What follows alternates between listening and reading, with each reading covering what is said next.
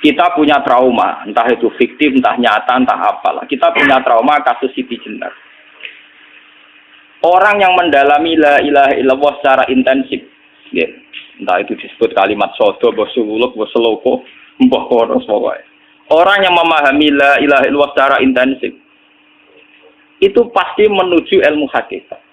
Dan menuju ilmu hakikat pasti ngalami hakikat yang khoyali. Ini ruang nonton ini. Hakikat yang nopo? Khoyali. Dan hakikat yang khoyali ini mulai menipu. Ya, kalau sudah begitu ruwet, misalnya ngeten ya. Ketika kula maca nggih diskusi ini utai perdebatannya kali jago mbek Jenar. Saat itu ada Sunan Bonang juga. Kamu sujud pakai apa kali jaga? Ya pakai jasad. Dari Siti Jenar. Daging kamu itu hanya onggokan daging. Nanti itu jadi bangkai. Dan setelah jadi bangkai itu habis. Kamu nanti ditulis Tuhan tidak termasuk yang sujud. Kebuat yang mbok sujud itu bentek. Mikir kan juga. Rugi ke sujud be badok be tangan. Jasa tem sampean iku entek. Ora ana sing crito kowe nak sujud mergo jasa itu mbok sampean dadi bang. Lah nek ngono sujud sing hakikat ora usah badok, ora usah tangan, ora usah sikil, yo rohem iku lho kon sujud be pangeran. Nak sujud be fisik ku rugi wong fisik sampean. Mikir kali. Orang bolak-balik kali Joko mantan wali preman terus jadi debat pusing. Siti Jenar tahu belajar tak tahu menang Irak. Yang jelas yang mulang gak satem orang menangis. Wah, uang ini menjadi perdebatan. Sehingga keyakinannya kayak Siti Jenar, la ilaha illallah itu ya wahdatil wujud itu innalillahi wa inna ilaihi. Selama ini kalau orang syariat misalnya, orang syariat itu kalau ada orang mati, misalnya Kak Ruhin mati, ini aku kan muni innalillahi wa inna ilaihi raji'un, saiki Ruhin wis mate. Mate itu balik ning penge. Itu cara wong hakikat kan salah besar. Orang mati itu tidak ada, cara ilmu hakikat dan orang mati itu tidak ada. Roh ini tersiksa di alam fisik. Jadi ruh ini tersiksa di alam fisik. Karena ketemu ning jasate ruh. Tersiksa itu. Aku rewape mangane kudu kerja piring Jepang tersiksa roti. Asal roti memang tersiksa. Misalnya kiai pemangane dadak kudu pidato 2 jam bareng tersiksa. Roti kenapa? Tersiksa. Mergo ora butuh mangan, ora butuh ngombe, tapi gara-gara melok fisik. Paham ya? Lho ini tenan ilmu warai ya bener. Lah kula boten. Sampeyan betul lho guru waras maksudnya nggih. Artinya waras secara akademik karena ada referensi, ada marojek, ya. Waras secara hakikat. Kulo nu mau merasake sampean wis ilmu hakikat. Artinya saya juga ngalami ilmu hakikat. Lan ketika sing aran hikam, wong ora tau muka safar ora jadi ulama. Terus entah sekian detik ulama itu harus pernah muka safar. Biar merasakan ilmu napa? Ada. Tapi ilmu hakikat itu bisa dilogikakan sebelum sampean sampai secara musyahadah. Paling enggak bisa sampai secara logika. Manusia itu mulai Nabi Adam sampai sekarang itu kan punya roh. Dan roh itu tidak makhluk. Ya, roh itu tidak makhluk. Ketika roh itu diletakkan di jasad, dia itu tersiksa. Karena ketika dia ke jasad fisik, namanya mengalami keterpisahan dengan yang abadi. Dia ini yang jasad fisik, tersiksa. Karena dia harus di alam yang kasat mata, alam multi. Tersiksa. Ketika dia tersiksa, semelok ruhin, akhirnya dia mangannya kangelan, akhirnya lesu, mangan. Padahal roh gak butuh mangan, perlu dicatat, roh gak butuh. Ini butuh gunung kidul barang, roh butuh rapi. Paham kan? Ini butuh cinta, butuh pegatan, butuh macam-macam. Paham? Tapi karena dia nemplek jasad, yang butuh mangan, butuh rabi, butuh wedoan, macam-macam. Akhirnya roh tersiksa. Suatu saat kalau roh ini dalam bahasa manusia mati, ini dalam bahasa manusia mati. Ini hakikatnya roh itu tidak mati, dia kembali ke habitatnya. Ini disebut innalillah. Kita ini dari awal ya dengan Allah. Wa inna ilaihi juga kemudian nanti kita pasti kembali ke Allah. Dan itu diyakini betul oleh orang wahdatul wujud. Jadi kalau roh mati itu ya tidak ada mati. Terus sekarang itu kembali karena sudah lama mengalami keterpisahan mergo melok fisik-fisik dan ono kerja dasinan, ono nggo proposal roh melok. Paham itu? Jadi roh itu napa melok roh? Lah roh ya tersiksa, aku ora butuh mangan, ora butuh proposal, bocah ngalor. Itu tersiksa. Makanya dalam cerita-cerita Jalaluddin Rumi yang otentik di kitab-kitab begitu. Ketika beliau mau meninggal, muridnya itu nangis. Dari Jalaluddin Rumi, kamu jangan nangisi saya ini mau pesta, saya ini mau pesta perkawinan. Kamu tidak merasakan penyesalan saya. Saya ini lama menyesal karena harus hidup bersama kamu. Terus saya ini tersiksa karena ngalami alam yang rusak, yang fana. Alam yang fana. Harusnya roh saya itu di alam abadi, bukan di sini. Maka jangan tangisi kematian saya. Kematian saya adalah kembalinya roh ke habitatnya. Semenjak itu kematian dianggap malam perkawinan karena roh kembali. Walhasil muniku cara ilmu tasawuf bahasa Arab jenenge wahdatul wujud, kena Jawa Yogyakarta Solo kok adanu jenenge manunggaling kawula. Mergo sing rawan ngono rugen to, Pak. Nek tak terangno detail. Dadi bathuk mesti iki buku sujud kan niku sampeyan ilang. Dadi seksine ra ono cara teorine sinten Siti rugi kowe. Jadi ya kendo. Kali coba mantan preman jak debat terus ora ngono mbok terus tak pateni kowe. Lah debat ini biar ra iso. Premane kumat. Ya sam preman jak debat ilmi. Ngono ku model. Kali Joko yo ora salah. Dhisik Sayyidina Umar nggih ngoten. Soal Umar sahabat top. Lah jak debat atau milih patenane ya Rasulullah. Gak iso dene ilmiah. Mantar preman pasar rukat terus jadi sahabat top. Debat yang milih mate. Ada wonten cerita wong Yahudi njaluk keputusan Nabi. Bareng wis diputusno Nabi cek mamang. Ndak tenang keputusane ngono dalam sengketa duniawi. Bariku takok ya Ali. Ya Ali, aku mau sowan ning Nabi Muhammad. Dikai keputusan Nabi mamang cara kowe pilih. Sampai Ali dikai keputusan persis kanjeng Nabi. Cek mamang meneh takok Umar. Apa marah aku mau singgone Muhammad, singgone Ali, kayak keputusan kok mamang mar. Cara kowe piye? Urusan dunya. Enteni itu. Entah dia meleput buat apa? Uang diputus Nabi ora mar. Buat mati. Awe. Mereka mantan apa? Cara mantan intelektual kan ya wajar nggak uji kok percaya Nabi. Kan bareng cara Ali ya sudah.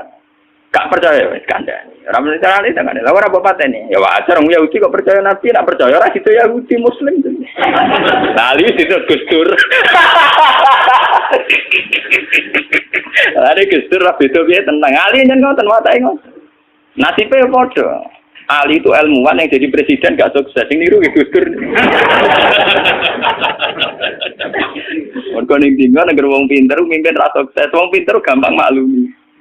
Lah misalnya kita jadi kiai wong pinter, kayak santri ini pacaran, maksud itu jangan asal cawe itu.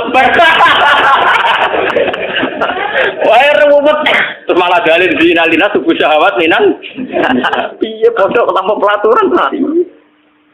Paham ya, ruwet tau? Mana jogeman, jadi kiai pinter teman-teman itu jogeman. Jadi biasa, ono syariate sidik-sidik. Sing kemana ono santri pacaran tersinggung, ono santri nakal tersinggung, sing ono rasane, lan dunya ono napa? Jadi nak meguru kula nu urusan ilmu semi hakikat. Mon gitu. Sehingga kayak Siti Jenar, cara pandang Siti Jenar itu masuk betul ning gone pemikiran para santrinya. Kados Ki Ageng Pengging siapa masuk betul karena masuk akal. Cara mereka napa? Betapa ndak ada artinya fisik ini. Nah, kalau semua fisik ini tidak ada artinya, kemudian yang ada artinya itu roh, perjalanan apa? Perjalanan roh, sehingga diartikan inna lillah wa inna ilaihi raji'un. Inna sholati wa nusuki wa mahyaya wa mamatiku lillah. Lah kemudian sekarang sampean tak tanya misalnya ini latihan ilmu hakikat. Wa mahyaya lan penguripan ingsun. Kalau ingsun itu artinya fisik atau jasad, itu keliru besar karena jasad tidak pernah hidup. Yang hidup itu roh. Paham ya? Sekarang artinya wama mati itu apa? Kematian ingsun. Kalau roh itu tidak pernah mati, berarti kematian roh adalah keterpisahan dengan yang agung atau yang abadi. Dan semuanya itu lillahi rabbil alamin. Sehingga mereka mengatakan kematian itu satu pesta. Mulane kados Bilal ditakoki, ya Bilal, ketika murid-muridnya nangis bergape mati, Bilal ge seneng ae. Godan nalqal ahibbah Muhammad dan wa hisbah. Ya, nak mati malah senang loh ketemu kekasihku. Sebab itu kematian tidak pernah jadi problem bagi mereka sing soleh, sing menembus ilmu hakikat. Paham? Tapi ilmu hakikat kayak ini itu yang diyakini Siti Jenar, diyakini Jalaluddin Rumi, diyakini para wali-wali wahdatul wujud. Dulu Syekh Husain Sinten Al-Halal. Itu kemudian melahirkan prahara syariat. Prahara apa? Syariat. Sebab itu Wali Songo, oke Siti Jenar benar dalam filosofinya, tapi harus dibunuh. Karena menjadi prahara syariat. Sama dengan yang dikatakan Nabi itu benar, tapi menjadi prahara syariat. Akhirnya disomasi oleh Umar radhiyallahu anhu. Jadi sebetulnya sama, pola-pola ceritanya sama. Intinya sebuah ilmu hakikat harus dikawal napa? Syariat. Nggih kula bolak-balik, contoh paling gampang wit pisang. Wong nak mangan gedang kulitnya tetap dibuang. Tapi umpama gedang dari awal ora usah kulit, ra sido dadi gedang. Paham nggih? Meskipun kon ape dipangan ya dibuang. Tapi kita tidak bisa membayangkan pisang dari awal tanpa napa? Mbah kekeringan, mbah bosok, mbah ra sido dadi napa? Pisang. Terus pentingnya syariat lagi begini, gitu. Malah penting ngaji wali-wali syariat yang pinter kados Sunan Kudus, kados Sunan Bonang. Andai kan tidak ada syariat itu dunia pun mesti rusak. Contoh paling gampang masalah pornografi, porno aksi. Jadi jenar aja omongi ngono ibu ngakak-ngakak deh. Dari pangeran wis pirsa, kowe nek klambi pangeran ora tentu ora ya ora usah klambenan. Wong ora ono gunane. Kalau yang paling penting itu nazarullah, kenapa kowe klambenan barang? Wong kowe klambenan ora pangeran tetep pirsa. Nyatane si jenar nak mulang nggih coba klambenan nah intine napa? Dinya ada nabi Sunan Bonang. Nah kowe percaya kabeh nazarullah ora usah napa? Klambenan. Tetapi teori rasa kelambenan itu dinggo tenan. Mulane nek pas do wiridan aliran sesat ciri utama. Kira kelambenan tenan. Lah ruwet to. Lho iki tenan iki cerita. Iki pentingnya ngaji nggih. Ben sampean ngerti variasi riwayat, kemudian kita orang syariat harus kayak apa, kemudian kenapa menjadi aliran wahdatil wujud. Lah terus kita ini ya, kita ini kan orang syariat. Memang kelemahan orang syariat itu akeh kok sampean-sampean. Siji mesti ra kramat. Modele ora di duwe bingung, rumet. Urip wong syariat lho apa? Dineng bojo wedi, dineng tangga wedi, pengaruhe menurun. Pancen orang syariat itu banyak kriminal tauhidnya itu memang jelas. Mulane kiai-kiai fikih nek ketemu kiai-kiai sing setengah jadah wedi mergo iso nebak atine. Ndekne meriang langsung. Sing kiai ora tau salat keramat padahal ngambungan wong. Sungguh dino sholat pas waktu kok ora tahu keramat. Wong ape buah utang tanggane keramat apane? Sing kono ngawur-ngawur sowan pirang. Meriang oleh syariat ngadepi wong hakikat napa? Mulane jogeman dadi wong syariat sing ngene iku bahaya. Nah kula mboten ngarah. Sampai dadi wong syariat sing ra keramat. Bahaya sekali itu bagi perjalanan agama. Kalau sering ketemu kiai-kiai sing terkenal keramat, terkenal keramat di Juwaduk tiang-tiang hakikat. Si tantang kocok-kocok kalau wani, nah tantang aku tetap rawani kok. Mikir deh. Karena orang yang sama-sama ke jalur hakikat tetap punya alamat, tetap wonten sima biwuji min asari. Cara pandangnya mesti sama. Lalu kalau nanti ketemu murid, ya artinya yang ikut aliran Siti Jenar, dia ada sholat, ada apa, hidup di satu tempat gitu. Padahal dia bisa baca ihya. Dulu pernah mondok di Mekah, pernah di Irak. Itu ya meresahkan para kiai. Kemudian sebagian mereka minta saya suruh ketemu. Ya walhasil kalau ketemu. Ketemu pertama gitu. Jadi Gus Ba, tapi zaman roh jenengku itu pernah tak arani muka sapa. Nggih biasa mawon. Kula ora usah kenal jenengan nggih kenal. Dadi nggih kula biasa mawon. Lalu pernah ngajar-ajaran nih. Saya Gus ning donya tak enteni mau turun ngenteni mati ngono Gus kok repot. Jawaban kula terus ya. Sampai ada wong hakikat wong ngenteni mati bareng. Ya mati wis saiki iku. Ora usah ngenteni saiki padha-padha wis napa? Wis mati. Ya saiki wis padha-padha wis urip. Wis padha kabeh. Nah cara ilmu hakikat itu kan terus sama semua. Napa? Sama semua. Tadi makanya itu tadi. Kalau baleni malih logika hakikat itu begitu ya. Roh itu ditiupkan oleh Tuhan ke kita. Kemudian roh karena ikut alam fisik, alam jasad, roh ngalami yang kita alami. Nggih. Ketika roh ngalami yang kita alami, dia tersiksa. Nah, ketika roh sudah terpisah dari jasad yang mengekang, yang memenjara ini, dia senang terus kembali ke Tuhan. Ini disebut inna lillahi wa inna ilaihi. Nah, jasad ini kemudian menurut ilmu hakikat tidak ada gunanya sama sekali total. Hilang di telan tanah.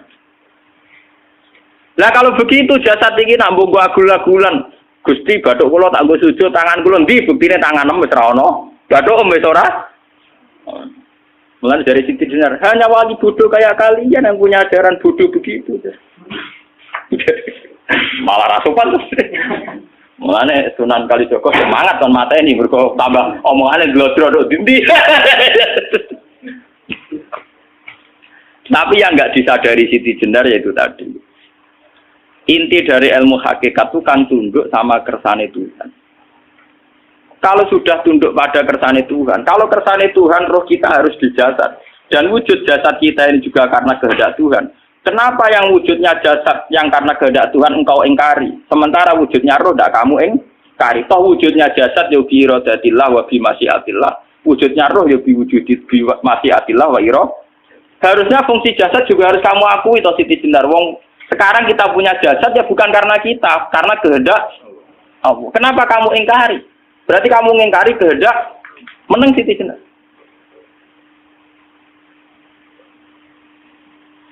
Makanya hakikat yang pertama saya itu pasti khayal. Lah Siti Jenar itu hakikatnya baru yang sampai khayal itu. Jika dia tersesat. Sebetulnya kalau sudah hakikat beneran itu tidak perlu khayal begitu. Artinya tidak perlu khayal jasad kita sing senajan ora ana gunane ini. Tetap piye wae wujudnya karena kehendak Allah. Juga kita harus terima. Apapun kekurangannya, apapun kenaifannya, ironisnya harus kita terima. Ini sebagai bentuk penerimaan kita pada masyiatil. Begitu juga keadaan roh kita sebagai penerimaan atas masyiatil. Meskipun ada teori-teori roh yang lebih valid. Lebih valid misalnya begini. Kanjeng Nabi itu suatu saat ininya terputus karena perang Uhud. Itu Kanjeng Nabi dia dolanan drijine ini. Napa cara niki napa jari jemari ini Nabi putus. Iki dolanan.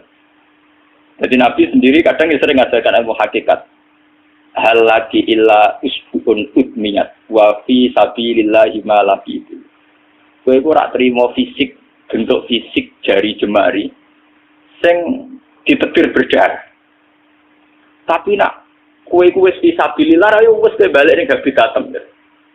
Sehingga kenapa para sahabat itu ketika dicincang, ketika putus tangannya, putus kakinya, sahabat yang usul ke ilmu hakikat itu malah senang. Karena jasad kita ini kan ila sabilillah menuju jalan Tuhan. Sekali dia sudah terluka fi sabilillah itu sudah menemukan formatnya. Cara teori Cina sudah menemukan formasinya. Paham gitu? Ora kok malah ngeluh itu berarti goblok kok ngeluh paham no? Paham napa? Jadi makanya Nabi ngendikan ya itu sudah ketemu formatnya. Ketika rohnya para syuhada nanti kembali ke Tuhan, ya ketemu formatnya lagi. Itu disebut wala taqulu lima yuqtalu fi sabilillahi amma. Dia tidak mati sesuai formasi awal, yaitu roh kembali ke Tuhan dan jasad ikut mengawal. Nah itu Nabi kadang ya pakai ilmu hakikat begitu. Mulane kula bolak-balik matur, kula nunggis mulai umur 20 tahun napa pinten. Kula ngasih nggih gadah penyakit dan ekstrim penyakit saya. Sampai saat ini kalau nak ngobatno ndak lebih 50%, karena saya tetap berpikir. Misalnya cara syariat kan berubah, tapi cara hakikat apa betul keberadaan saya di alam ini penting. Sehingga aku kepengen urip tak bela-belani ngantek ratusan juta. Jangan-jangan penting mati ikuti bang uripku. Lah nak ngono lha apa tak bela-belani? Entek ratusan juta. Jadi misalnya kita berobat ya mau, ya dari Nabi kan berobat ya berobat. Pokoknya kita Islam masih mau geruda-gerudu, kadang orang paham. Sekali kamu mengamati dengan sisi hakikat, coba sekarang sampean pikir, coba sekarang nggak pakai logika hakikat, pakai logika syariat saja. Saya ini misalnya asetnya 10 juta, misalnya, ya, saya punya aset 10 juta. Tapi misalnya aku rugi nawan atau dipengaruhi di masa depan sama kayak kulo kan tangannya cara teori di masa. Misalnya kulo rugen, artinya kere di duit 10 juta aset. Tujuan saya sembuh kan supaya aku iso sembuh sehat, engkau iso kerja untuk anak. Tapi karena saya sakit nanti operasi tidak 10 juta. Operasi tidak 10 juta. Wong aku repair mesti iso marisi anak. Apa meneh nek 10 juta tak ada gue berobatku, malah jelas ra iso marisi.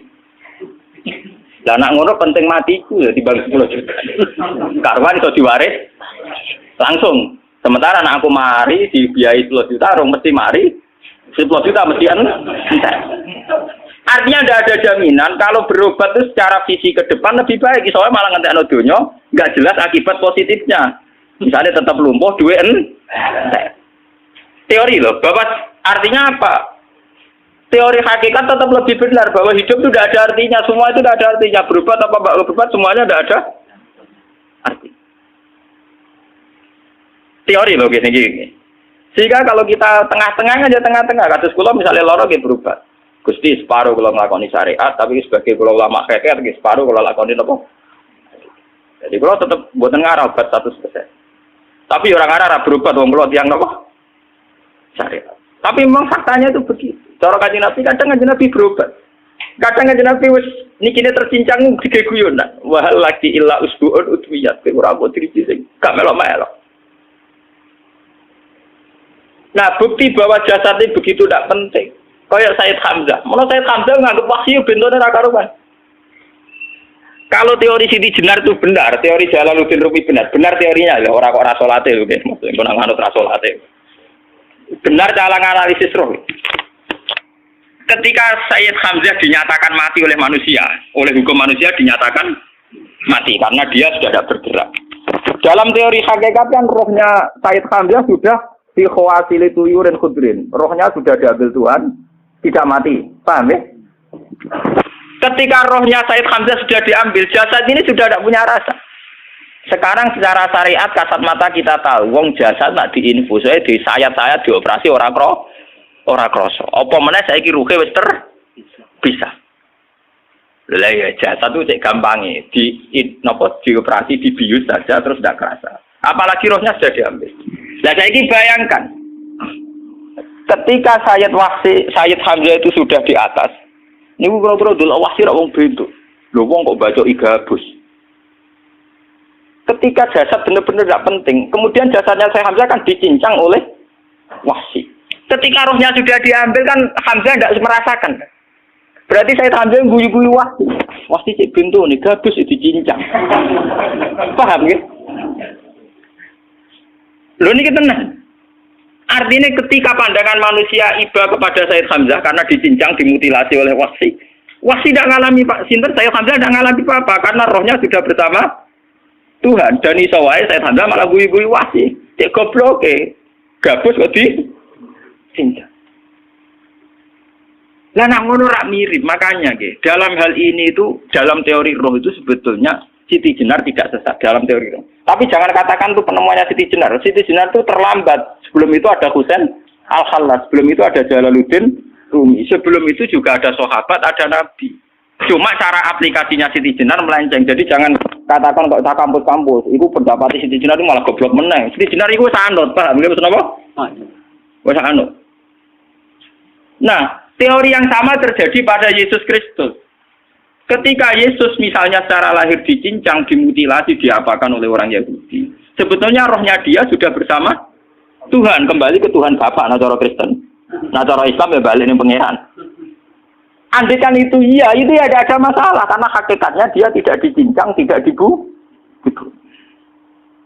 Andaikan iya, tentu menurut Islam yang dibunuh Yudas atau siapa itu yang masuk bialah. Tapi sama sebetulnya teorinya sama. Kalaupun iya ada masalah. Oke, kalau misalnya Nabi Isa karena ada kontroversi menyangkut dia atau Yudas. Sekarang yang Zakaria dan ya. Zakaria ya itu dicincang betul oleh orang Yahudi. Matinya dimutilasi. Tapi dia tidak apa-apa. Karena ketika beliau dicincang, rohnya sudah diambil. Ini rumah tenan kan. Bener untuk kendel mati paham kan ya. Jadi maksudnya ini kalau ajari mati itu enggak problem ya. Niki kalau urip mati lho. Dan ini bersamaan paham ya. Kaitan la ilaha illallah ini nanti semuanya sama kaitan sama apa? La ilaha illallah. Ini nanti ujungnya sama dengan la ilaha illallah. Begitu juga seterusnya. Misalnya Yahya kalian sinten? Zakaria. Ketika Tuhan ditanya, jadi tenggene alam malakut pengiran ditakok, ya Allah, Yahya dan Zakaria itu kan hamba pilihan engkau. Ketika dicincang kok jenengan biarkan. Endi Yahya Zakaria dicincang? Aku iku ora goblok dari pengiran. Sedurunge dekne dicincang jasate ruhe tak jipuk. Dadi dekne ora krasa blas. Begitu juga yang tafsir-tafsir, sama lihat wa Maryama. Sayyidah Maryam yang istrinya Fir'aun. Itu kan dia iman sama Nabi Musa. Asiyah, ya. Asiyah imro'ati apa? Fir'aun. Asiyah imro'ati Fir'aun, ya. Itu kan dihukum oleh Fir'aun. Ketika mau ditumpahi batu besar, itu Allah ketika di pangeran, ya malaikal mauti, cepat ambil rohnya sebelum dihunjami batu besar. Terus rohnya diambil. Sebab itu dalam hukum Tuhan, Tuhan itu tidak merasa bahwa Tuhan membiarkan Asiyah, membiarkan Hamzah, membiarkan Yahya, membiarkan Zakaria. Dalam hukum Tuhan, semua orang ini roh-roh terhormat. Akhirnya nak nganggo teori iki sing nyincang malah goblok, wong gabus goblok cincang ngono lho. Nak nganggo teori iki malah berbalik, sing goblok sing nyincang. Paham? Yo ora kok sesuai sampean kiaskan saja. Wong dibius wae disayat-sayat gak krasa. Kaya apa nak ruhe bener-bener wis tercabut terpisah. Rasane nang ndi? Itu disebut wala taqulu lima yuqtalu fi sabilillah napa? Lah kemudian roh ini kemana? Nah, roh itu sudah menyatu dengan kalimat tauhid. Mesti roh itu bersaksi la ilaha illallah. Itu sing disebut ning alam roh ketika Allah tanya alastu bi rabbikum mesti qalu bala. Mesti mereka jawabnya napa? Bala. Karena alam roh tentu lebih mudah bersaksi akan keberhadiran dan keeksistensi Tuhan Allah Subhanahu wa taala. Paham ya, ini sama penting. Nah, ketika kalimat tauhid sudah menyatu kayak begini, itu mesti kalimat tauhid sing mesti langsung untuk swarga. Itu dimaksud Nabi mustaiqinan biha qalbu mukhlishon biha qalbu. Ati itu qalbu kan nggak bisa kamu artikan jantung atau liver kayak teori modern sekarang. Misalnya qalbun itu apa? Jadi kiai qalbun itu jantung. Nah, ngono beda mek liver. Lah nek liver apa kabidun niku akal-akalan aja padha ora paham. Bahasa kolbun, fikrun, aklun itu sesuatu yang misteri. Roh ini kemudian dengan kalimat tauhid sudah menyatu disebut mukhlishon biha qalbu. Ada tingkat kemurnian hubungan roh dengan kalimat tauhid. Lah kalau begitu pasti dakhalal jannah. Karena tidak mungkin kalimat tauhid kok di neraka. Lah ini mau masalah-masalah hakikat.